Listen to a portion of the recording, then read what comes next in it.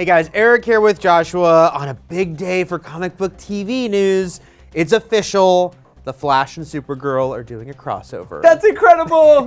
That's amazing! It is. It's pretty amazing. Look, since Supergirl was announced that this was a question they were going to have to deal with, I feel like they just did it to stop the question. But everyone had been asking, and they kind of had to keep putting it off and playing coy, or, oh, CBS isn't as willing as CW. It's happening, and the details are, the only details we know is that Grant Gustin has the Flash will guest star in Supergirl. That's all we know. We don't know any other plot details. That's enough, okay? That's enough. I feel like you're pretty happy about this news. Yes. It's so cool. This is so awesome. You know, I feel like we kind of figured it would happen. Yeah. But it completely took me by surprise because I didn't think it would happen this soon. Right. And I have to question why are they doing it so soon? I feel like that's something you save and sort of build up to. Yeah. And have it be this big event. But I feel like, Supergirl, I personally really like it. I think it's doing, it's doing a great job with the character and supporting cast and the villains and everything.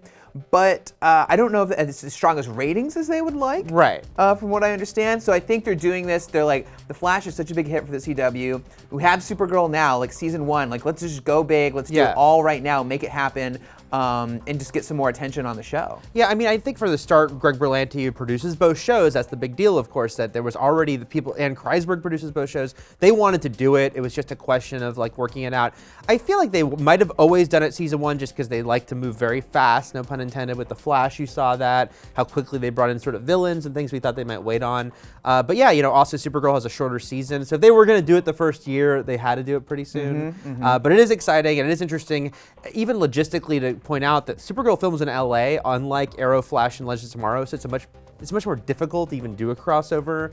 So it kind of makes sense that it's just one character. Well, Flash can just super speed over to LA. Yeah, I see. Yeah, as he could get down real quick, get back. So here's what I want to, my question for you though is, of course, how plot-wise, because again, we don't know anything about the plots of this. How do they do it? How do you think they should approach this, given these characters have never mentioned each other before? I've given this a lot of thought. Yes. So, Flash in this season, season 2, they've opened up the idea of multiple worlds, like Earth 1, Earth 2. So Supergirl's world could be Earth 3, because they don't reference each other now, aside from being on different networks. And probably that's part of it, because Flash and Arrow exist together in the same universe. They've had crossovers, but they've never mentioned oh yeah, Superman, or oh, did you hear what Supergirl did, or oh, you have super speed, just like Supergirl can run really fast, or something like that. So they've never acknowledged that Supergirl exists. So we have to assume that she does not exist, or is maybe not established yet in their world, but she does exist on this other parallel universe. Yeah. And so I think knowing the Flash, and he's appearing on her show, so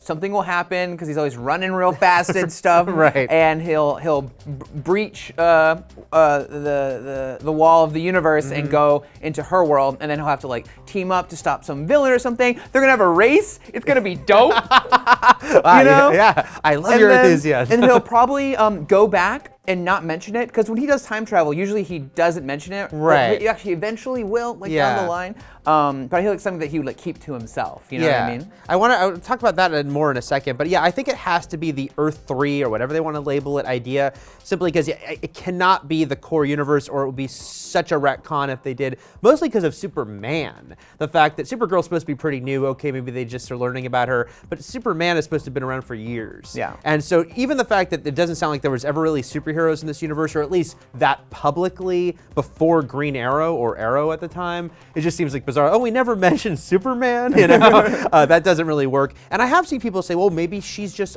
on Earth 2. Maybe they just say, but even the little we've seen of Earth 2, I do think Superman, again, the idea that Superman exists and has been around for years is such a huge element, and he represents so much that I don't think they'd want to touch that on Earth 2 with as much as they're doing. They're about to go to Earth 2 for a couple episodes.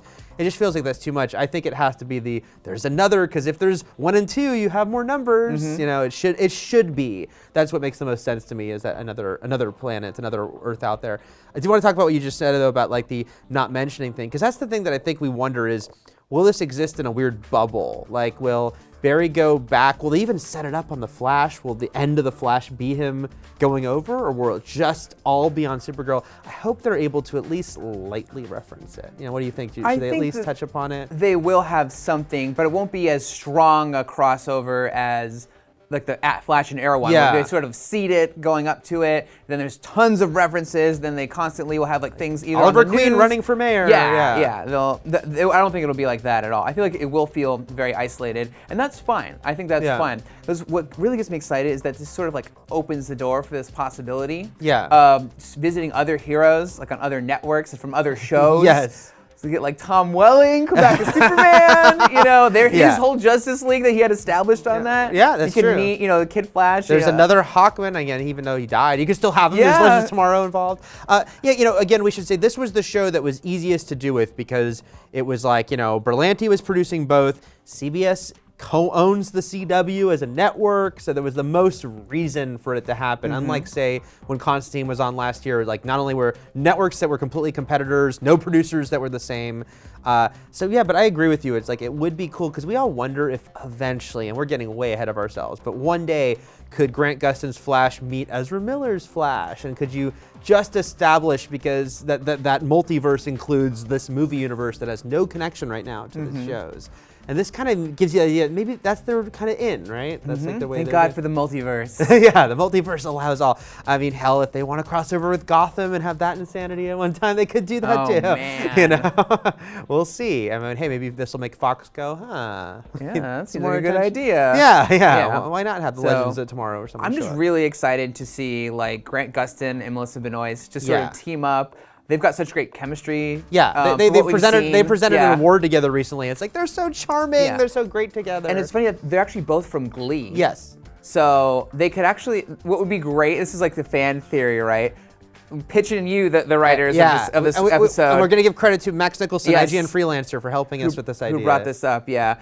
Okay, so they're both with Glee. They can both sing. They're going to be together on the same episode. There's a villain from Batman Brave and the Bold that was voiced by Neil Patrick Harris called the Music Meister. Right. And he can control people and make them sing. And that was like his superpower.